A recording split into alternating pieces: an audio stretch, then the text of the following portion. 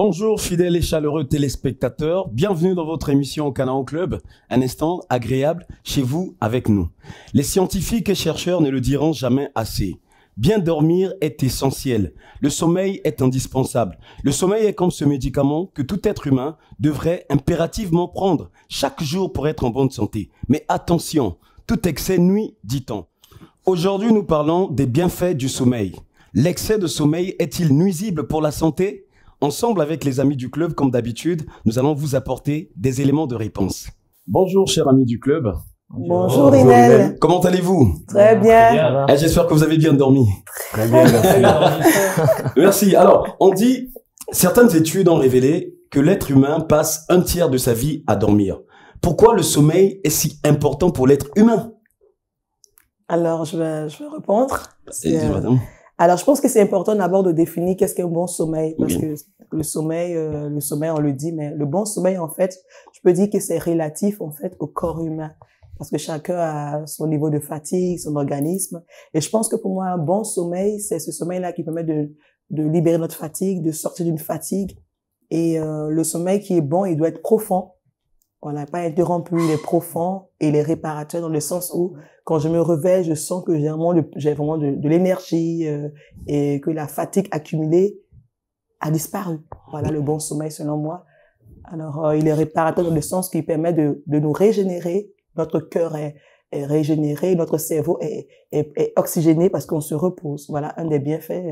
D'accord, mais alors pourquoi le sommeil est si important? Parce que tout de même, passer un tiers de sa vie à dormir, vous savez que donc l'être humain accorde de l'importance pour son bon fonctionnement. Pourquoi le sommeil est si important pour l'être humain, monsieur Paul? Alors le sommeil a plusieurs bienfaits, quand je dis plusieurs, c'est au sens littéral, plusieurs bienfaits, si bien que la liste n'est pas exhaustive. Bien sûr. Alors entre autres, on a le sommeil renforce les capacités immunitaires. Renforce en tout cas les facultés immunitaires, ainsi que les capacités, en tout cas les facultés cérébrales de manière générale. Oui. Alors le sommeil peut également nous permettre, en tout cas d'éviter, ce qui est très important, les accidents de la route. Ouais. Les accidents de la route parce que, lorsqu'on prend l'initiative, on va dire par exemple de faire une autoroute, on va dire on a 8 heures, 10 heures de voyage, alors faut s'assurer d'avoir bien dormi à la veille. Parce que justement, si vous n'avez pas dormi à la veille, vous comprenez que bien évidemment, vous risquez de somnoler en chemin. Et tout le monde sait à quoi s'attendre lorsqu'on somnole en chemin. Le risque d'accident est réel. Très réel. Alors, on dit aussi que le sommeil régénère. Le sommeil est quelque chose qui nous permet justement, on a parlé... on a vu sur notre page Facebook, certains des intervenants ont dit que c'est un peu comme le téléphone, lorsqu'on le charge pas, et après, la batterie devient déchargée. Que pensez-vous, cher ami? Alors, pour répondre rapidement, et avant de laisser un ami du club, notre ami du club répondre. Exactement. Alors, vous vous rendrez compte qu'on associe souvent le sommeil au repos. Oui. Donc, justement, c'est à peu près la même chose. Il s'avère que lorsque l'on ne se repose pas, tout de suite, on peut constater les effets sur notre état de santé, sur notre humeur, de la journée. Donc, du coup, il est justement important de notifier le sommeil comme étant justement une partie de nous, une partie de notre fonctionnement au quotidien, qui ferait que l'on a besoin de se reposer. Sinon, les conséquences sont visibles tout de suite, en fait. Oui, c'est comme il a su le dire. Pour faire très simple, en fait, nous sommes des êtres humains dotés, notre fonctionnement est régi par un certain type de système. Et comme tout système, excusez-moi, comme vous le savez, a besoin de son système de recharge. Et le sommeil est cette valeur ajoutée. Pour ne pas s'étendre trop sur le sujet, il y a une estimation qui a été, je pense qu'il reste à vérifier, que j'ai eu à parcourir, je pense, le docteur Birkenberg, un Suédois, qui parle de le sommeil nous apporte la recharge nécessaire jusqu'autour de 20% pour pouvoir régénérer les cellules ou l'énergie dont on a besoin afin de favoriser le bon fonctionnement de notre corps afin de maintenir une bonne santé et tout ce qui va avec. Jusqu'à 20%. Jusqu'à 20%. Donc, ça veut dire que c'est essentiel, c'est très important. De nos jours, les troubles de sommeil sont fréquents. Alors, quelles sont les causes de l'insomnie? Alors, moi, je dirais qu'il y a deux types d'insomnie. D'abord, Ouais. on a l'insomnie qui n'est pas sur le long terme. Donc, on peut avoir une insomnie parce qu'on a fait un voyage et on arrive dans un pays où le décalage horaire est flagrant. Donc, on peut être dans une situation d'insomnie temporaire, où on peut avoir le bac, on est tellement content, ou quelqu'un qui disait, oh, j'ai eu le visa de Londres, je suis tellement content, j'arrive pas à dormir. Donc, l'insomnie peut être temporaire. Mais le cas où l'insomnie est à long terme, sur le long terme, ça peut être dû à des maladies, par exemple. Mais je pense qu'on peut avoir l'insomnie juste parce qu'on est très content, parce que on a un job au boulot à livrer, on n'a pas fini, ou parce que on change d'endroit, je déménage dans une nouvelle maison, il y a un changement. Voilà un peu des causes qui sont occasionnelles. Bon. Alors, l'insomnie, bien évidemment, on sait que l'insomnie est caractérisée par l'incapacité à initier ou à maintenir le sommeil. Entre autres, les raisons évoquées par madame sont réelles. Et ce qu'il faut savoir, entre autres, c'est que je vais plus prendre le point de l'âge, les causes de l'insomnie. Ouais. Je vais prendre l'âge par expérience. J'ai beaucoup vécu avec une grand-mère, et justement, qui était insomniaque. Elle avait également, elle avait une cousine également qui avait le même problème. Du coup, rien que visiblement, on a déduit que voilà, cette insomnie était due à son âge avancé. Ce n'était pas génétique, Ouais. c'était en tout cas du fait de l'âge. De l'âge qui est avancé. Alors, Avancé. on parle aussi quelquefois de l'insomnie qui est due aux boissons qui contiennent de la caféine. Justement, Ouais. ça tombe bien, parce que si on peut les classifier, si on peut se permettre une classification, il y a, ils sont liés d'abord à diverses raisons, comme on a su le dire, mais s'il faut les classifier, on peut parler déjà du premier caractère, le caractère environnemental. L'insomnie peut être due par notamment les nuisances sonores. Ouais. Votre résidence, votre lieu de résidence est à côté d'un bistrot, par exemple. Ça vous empêche de dormir la nuit. La zone est peut-être trop lumineuse aussi. Voilà pourquoi il est même conseillé de dormir, d'éteindre sa lampe, de dormir avec une veilleuse. Il y a aussi le caractère physiologique qui a trait à l'alimentation, comme l'a su le dire le cher ami du club. L'alimentation, notamment les boissons énergisantes, l'excès de caféine. Voilà, il y a aussi l'aspect psychologique qu'il faut pas exclure, l'aspect psychologique notamment. Lorsqu'on a beaucoup de problèmes, par oui, exemple, le stress au boulot, le stress au boulot, bon, permettez-moi une déception amoureuse aussi. Mais bien sûr, mais pas pourquoi exclure, pas. oui, ça Les peut gens être permis. savent. Oui, donc désolé si je vais choquer certains, mais bon, voilà. Non, mais c'est donc, vrai, c'est une réalité. Hein. oui, Quand on a un c'est boumain qui est assez fort, mhm. on ne dort pas. On dort pas la nuit. Il est difficile de trouver le Ça sommeil. peut en faire fait. l'objet d'une insomnie, Exactement. justement. Donc, je pense que c'est assez large, mais si on peut citer en bonne place, je pense que ceci peut faire l'objet des principaux des causes d'insomnie. d'insomnie. Alors, comment y remédier? Lorsque on a des soucis, on n'arrive pas à dormir la nuit, qu'est-ce qu'on fait? Est-ce qu'il y a des astuces pour pouvoir, en tout cas, trouver le sommeil? Comme on l'a dit déjà pour la question précédente, tout va dépendre en fait souvent de la cause de l'insomnie. Oui. Et donc il y a à côté de ces causes donc plusieurs solutions. Par exemple, éviter les repas copieux à une certaine heure de la journée, à partir du soir en fait, éviter les repas copieux pour faciliter la digestion. Mhm. Et il y a aussi tout ce qui est excitant, à savoir tout ce qui contient de la caféine, donc le coca. Oui. Les boissons C, énergétiques, etc. Voilà, les vitamines C aussi. Oui. Normalement, après, à partir au-delà de midi déjà, c'est à éviter parce que les vitamines C sont réputées pour justement garder. C'est très longtemps dans l'organisme. Exactement. Mhm. Donc voilà, ceci peut être justement les ébauches de solutions pour justement. Oui, Ouais. si vous me permettez, j'aimerais, pour rebondir sur ce qu'il a dit, j'aimerais faire un ajout. Il y a notamment aujourd'hui, avec la civilisation, le modernisme, il y a des nouvelles astuces. Par exemple, les Asiatiques se mettent à la méditation. Un exercice très simple. Actuellement, il y a des études qui sont en train d'être menées pour pouvoir prouver sa véracité, en fait. Mais après expérience, des sondages prouvent que la méditation combat le stress efficacement et permet aussi, pour certains, on fait les frais de pouvoir retrouver un sommeil plus apaisé. D'ailleurs, moi, je peux partager un témoignage rapidement. Ouais. Lorsque je n'arrive pas à dormir, il suffit de prendre un bouquin. Dans les minutes qui suivent, je m'endors. Donc, ça peut dire que ça peut être un remède pour moi une contre approche de solution. l'insomnie. Moi, je fais ceci quand j'arrive pas à dormir, j'ai deux astuces. Je vais prendre du lait. Des choses, automatiquement, où je commence à réciter ce que j'ai fait le matin. Je me suis levé le matin, à 8 heures, je me suis brossé. Au moment d'arriver à midi, paf, je suis partie. Ah ouais.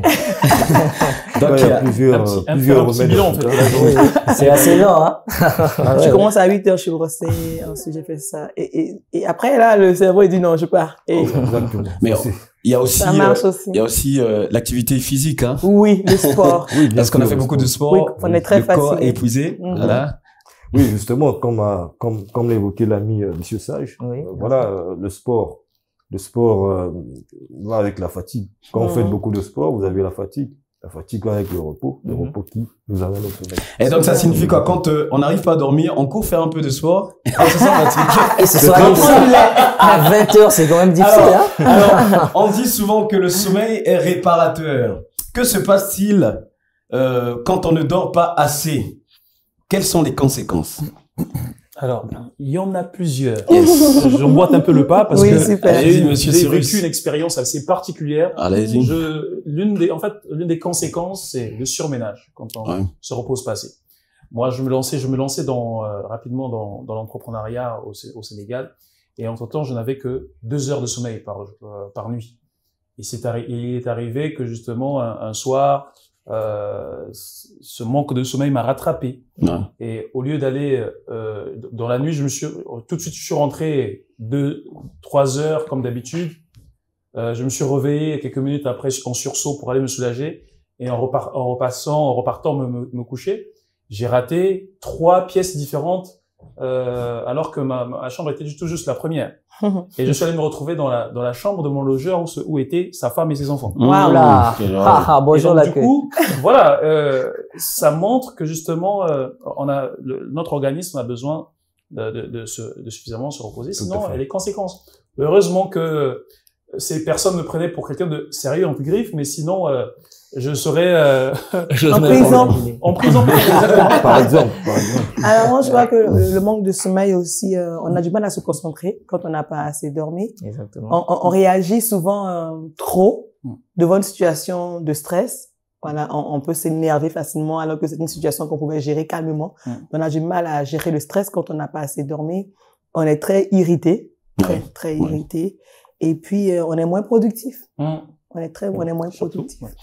Mais on dit aussi que généralement, pour les hommes d'affaires, tout au moins pour les entrepreneurs, un bon entrepreneur, c'est celui qui dort pas. Oui, non, attention, s'il faut le dire, il est recommandé. Selon Warren Buffett, qui est un modèle pour bon nombre d'entre nous. Ah ouais, le milliardaire, Warren Buffett, il dit que lui, c'est quelqu'un qui dort pratiquement uniquement 2 heures par nuit. Pour prendre le cas de Bill Gates, lui, il dit qu'il dort pratiquement pas. Donc autour de 2h30, 1h, ça suffit. Mais en général, il est recommandé pour des personnes qui veulent être productives, parce que si vous vous permettez de faire le calcul, 8 heures du temps, comme on dit, vous l'avez dit au début. Oui, ça représente un tiers de notre vie. Comment voulez-vous être productif en dormant plus d'un tiers de votre vie? Ça ne cadre pas. Voilà pourquoi il est faut bosser dans c'est un certain contexte, il est recommandé de dormir au moins 5 heures par nuit. Alors, dans le domaine professionnel, on peut dire, dans l'entrepreneuriat, c'est vrai que ça dépend des stades. Moi, je commence, je suis agité, j'ai des projets, j'ai un plan d'affaires à réaliser. Donc, on peut manquer de sommeil parce qu'on veut faire des progrès. Mais je pense que la journée, en fait, est divisée en 24 heures. Alors, on a 8 heures de sommeil, normalement, on a 8 heures de loisirs et 8 heures de travail. Alors, pour ceux qui veulent aller plus loin, ils vont dire, OK, moi, je préfère enlever mes 8 heures de loisirs et travailler. Mais je pense, ce qui est recommandé, c'est de ne pas enlever ces heures de sommeil. Donc, je préfère perdre des heures de loisirs et augmenter mon travail. Mais des entrepreneurs qui ont une grande vision ou qui ont beaucoup à faire et qui ne délèguent pas assez, parce que c'est un manque de délégation qui nous conduit à faire tout nous-mêmes. Normalement, un entrepreneur qui est un leader doit avoir des personnes fiables, celui qui se repose et lui dort. En fait, le vrai entrepreneur, c'est celui qui dort plus que les autres. Alors, j'aimerais oui, parce qu'il a des personnes qui atteignent la vision pour lui. Non. Alors, pour compléter justement ce que les prédécesseurs ont dit, je pense que quelquefois, il faut qu'on apprenne souvent également à lire entre les lignes de certains de personnes qu'on a comme modèle, juste comme avis complémentaire, parce que aujourd'hui, quand Warren Buffett ou Bill Gates nous parle de dormir 2 heures par jour ou par nuit, Je pense que peut-être qu'ils ont d'autres astuces, un peu comme avec les sommeils réparateurs dans la journée. Ils ont les vacances aussi. Voilà. Ah oui. Donc, C'est ce que oui. nous n'avons pas. Parce que, ouais, au-delà même des vacances, Ouais. parce que dans la journée, il peut être dans son bureau, parce que j'ai suivi pas mal d'émissions dans ce sens où on parle souvent du sommeil réparateur. Ouais. Vous prenez une Sieste. pause dans votre bureau, Oui. une sieste de fois de 15-20 minutes, Tout à fait. et ça compense en fait sur Ça compense. sur une nuit peut-être où Il vous dort devez la avoir- journée sûrement qu'il dort pas la nuit parce qu'il Exactement. réfléchit, mais il dort. Il y a des heures de récupération. Exactement. Ouais. Ou peut-être parce que, peut-être pas, peut-être qu'ils se disent que c'est dans la nuit où on a des idées fraîches. Oui, plus, donc il se prive de pour sommeil, certains, en mais tout il cas. va récupérer ce sommeil quelque part. Il va prendre des vacances où il sera quelque part où il arrive dans un endroit où il respire l'air qui le requinque. Donc il y a toutes ces choses qu'il faut regarder. Mais l'homme Justement. normal a besoin de sommeil. Et puis, Personne ne prendre peut en compte dormir les 2 heures de productivité sommeil. de du chacun. moins, je pense que c'est Oui. parce que eux, ils recommandent au public, mais c'est leur mode de vie qui leur impose un certain nombre de choses, ce rythme-là. Alors, combien d'heures sont nécessaires à chaque étape du développement de l'organisme? Parce qu'on sait tous que, par exemple, les bébés, les nouveau-nés, ils passent tout leur temps à dormir. Pratiquement. Et à Voilà, pleurer. donc tout- Et à pleurer. Exactement. Pratiquement. D'accord, donc combien d'heures de sommeil sont nécessaires à chaque étape du développement de l'organisme? Alors, moi, Alors je vais là, moi, insister. Oui, pour- pour les nouveau-nés, les nourrissons, vous le dites, les nourrissons. Bon. Je vais commencer par les nourrissons. Ah, Donc, oui. les Vas-y, Madame nourrissons Guivilla. et les enfants, généralement, c'est entre 16 heures, la durée, ou 13 heures, parce qu'ils ont besoin encore de grandir, donc le corps doit se reposer. Mais il faut noter que c'est important. Les heures sont pas, un enfant peut dormir moins et être en bonne santé, donc on insiste. 16 heures, c'est la moyenne. Ce n'est pas que l'enfant dit, ah, tu dois dormir 16 heures, un Canada Club a dit, hein. Non. C'est 16 heures en moyenne, 13 heures pour les enfants et les nourrissons. Pour les adolescents, je pense que ça va de 10 heures à 13 heures de sommeil. 10 heures à 13 heures de sommeil. Ensuite, on a les jeunes adultes et les adultes en tant que tels qui sont dans la même catégorie, ce qui va de 7 heures à 9 heures de sommeil. En tout cas, dans les 24 heures. Bon, déjà, ceux qui sont, nous ne parlons pas des vieillards. On sait tous qu'ils dorment pratiquement pas, déjà. Justement, parce que la tranche chez les Exactement. adultes, en tout cas, et chez Ouais. les jeunes adultes, se limite à 64 ans. Voilà. Les scientifiques Donc, n'ont pas voulu aborder la question de ceux qui sont au-delà de Oui, 64 ans. ça devient C'est tellement pas gentil, hein. tumultueux. Ah, Non, mais après, plus c'est bon. pas qu'ils ne dorment quasiment pas, on va dire, parce que eux aussi ont besoin de repos. Hein. Forcément. On a le même C'est de eux, organisme, hein. Bien c'est sûr, exactement. Oui. Parce qu'à cette phase-là, ils sont plus faibles, Ouais. fébriles, Oui. etc. Donc souvent, on a, c'est la tranche approximative, c'est autour de 7 à 9 heures de sommeil. Wow. Parce que justement, après, il faut prendre en compte aussi que des fois, ils sont un peu plus sensibles au mouvement, à cause Oui. peut-être de l'expérience qu'ils ont. Ils peuvent dormir et moins de mouvement et ils sont éveillés. Pas de Donc, sommeil profond. Ouais, Ouais, ils ont exactement. le sommeil léger. Garde le sommeil profond. En fait. Exactement. Alors, trop peut être pire que trop peu. Après un sommeil prolongé, on entend souvent « je me sens épuisé, j'ai trop dormi ». Alors, à quel moment parle-t-on d'excès de sommeil? Et quelles en sont les conséquences? Ça, c'est une grande question. Très large. Pour Eh ben, moi, l'excès de sommeil va aller avec la paresse. Hein. J'ai envie de dire ainsi, parce que je sais que j'ai dormi, j'ai eu mes 8 heures de sommeil qui conviennent à mon organisme pour récupérer, mais j'ai envie de me coucher encore, quoi. Donc, je pense qu'on va au-delà peut-être de 9 heures, on va au-delà de 10 heures, Tout à fait. alors qu'on n'a pas la fatigue nécessaire, en fait. Donc, je suis pas fatiguée, mais j'ai envie de faire 9 heures de sommeil. Donc, du coup, on est en train d'exagérer. Et après, on aura, quand on va se réveiller, on aura des douleurs, des courbatures. On dit, mais je suis fatiguée alors que j'ai dormi. Quand on dort et qu'on est fatigué, c'est qu'on a déjà trop dormi. C'est un signal pour dire qu'on a trop dormi. Mais quand on dort correctement et qu'on se réveille, on se sent fort. Mais quand je dors et je suis fatigué, c'est que j'ai exagéré. Alors, cette personne qui a trop dormi au-delà de 9 heures, au-delà de son temps normal, va avoir des courbatures, va être lourd, aura du mal à se réveiller et va même être, va être parfois à risque de l'obésité. Ouais. Parce qu'on va grossir, parce qu'on dort trop, on ne bouge pas, on dort, on ne fait rien. Donc, le corps ne paie pas de calories, ne paie rien parce qu'il n'y a pas de transpiration. On ne fait que dormir et on grossit. Et quand on grossit, on sait tous après les risques qu'il y a. Il y a les risques AVC, il y a les risques d'autres maladies, il y a aussi, il y a beaucoup de choses. Voilà, on est moins productif. Et on perd de la matière grise. Notre cerveau qui n'est pas aéré perd de la matière grise. Généralement, on dit ceux qui dorment trop ne réfléchissent pas beaucoup. Mais on perd la matière grise quand on dort trop. Alors, l'idéal, c'est le juste milieu. Hein, je pense. L'idéal, c'est le juste milieu. tel qu'on a évoqué tout au début de l'émission, le juste milieu. Chacun apprécie son juste milieu. Cela dit, dans les faits, lorsqu'on se réveille le matin, on doit se sentir de telle sorte à ce que qu'on est en forme, en tout cas. On doit se sentir en forme. On doit pas se sentir, en tout cas, épuisé avec des maux de tête en se réveillant. On doit pas également se sentir victime d'un réveil, en tout cas obligatoire, agressif. En tout cas, ah oui, c'est tout ça. On va dire agressif. Ce que je voulais plus dire, c'est un réveil, en tout cas anticipé. On doit pas se sentir, on doit pas se lever et dire, j'ai pas assez dormi, je suis encore fatigué. Ou on doit pas se dire que je suis trop fatigué, j'ai trop dormi. On doit se dire, je suis en forme pour attaquer ma journée. Et quand on le dit pas, c'est qu'on a mal dormi. Voilà. Ouais, exactement. Ouais, quoi qu'il en soit, quand le réveil arrive, il faut se réveiller. Ah oui. Sinon, après, ça cause un excès de sommeil, on va dire. En tout cas, il faut toujours, pour avoir cette bonne habitude de mettre un réveil. Généralement, on a le réveil à l'heure qui nous convient, justement. On doit mettre le réveil à l'heure. En fait, l'idéal, si je peux ajouter quelque chose, l'idéal serait de définir une routine. Définir une routine. C'est-à-dire avoir une heure fixe pour dormir. Tout à fait. Généralement, on recommande autour de 22 heures. Et se réveiller autour de 8 heures. Voilà. 8 heures, le boulot commence à 8 heures. 8 heures, c'est tard. Bon, disons, si vous dormez à 22 heures. 4h30. Non, allons pour 6 heures au moins. Le temps nous imparti. On va prendre cette question. Est-ce que dormir au travail, là on s'adresse aux travailleurs, dormir au travail peut-il faire l'objet d'un licenciement? Je dis oui. Oui. Ah oui, ça a été rapide. On vient pas pour dormir au travail. On n'a pas payé à dormir. On vient pas dormir au travail. Mais bon, après, ce qu'il faut comprendre, c'est que bon, déjà, aucune loi, aucun règlement n'a prévu que le sommeil doit spécifiquement faire l'objet d'un licenciement. Mais les disciplines, en tout cas, on va dire réglementaires, prises dans les institutions, dans les entreprises de manière générale, justement prévoient des causes justement qui peuvent assimiler en fait qui peuvent assimiler en fait sommeil et licenciement en fait. Je m'explique, c'est que on a ce qu'on appelle le ralenti au travail par exemple.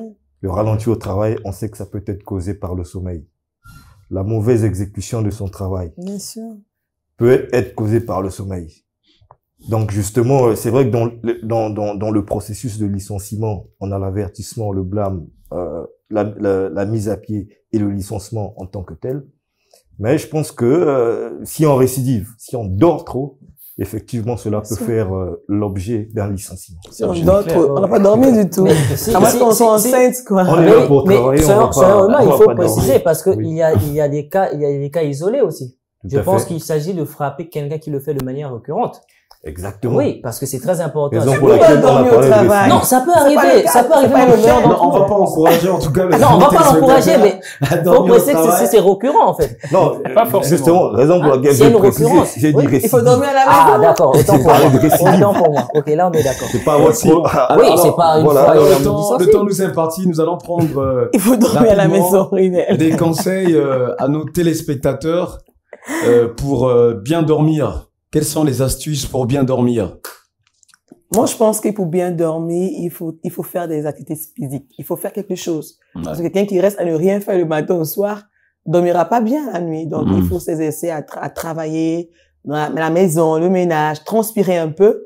Et il faut comprendre que le sommeil est un médicament. Au lieu de prendre des antibiotiques, vaut mieux commencer par ça. Réguler son sommeil, avoir des heures de sommeil qui sont, même on peut avoir des programmes chargés, mais récupérer ce temps de sommeil-là. Et éviter de ronger son heure de sommeil. Vaut mieux ronger sur l'heure du loisir et dormir correctement pour avoir la bonne santé. Alors, très rapidement, chers amis, quelques conseils à nos téléspectateurs. Pour compléter un peu ce que Madame Guibida venait de dire, elle a employé un terme, réguler son sommeil. J'aimerais rebondir là-dessus, parce que très souvent, les personnes n'ont pas, en fait, des journées planifiées. On ne sait pas quelle heure on dort, quelle heure on se réveille. Et ceci également peut causer effectivement des dysfonctionnements dans notre organisme et faire que on ne dort pas bien.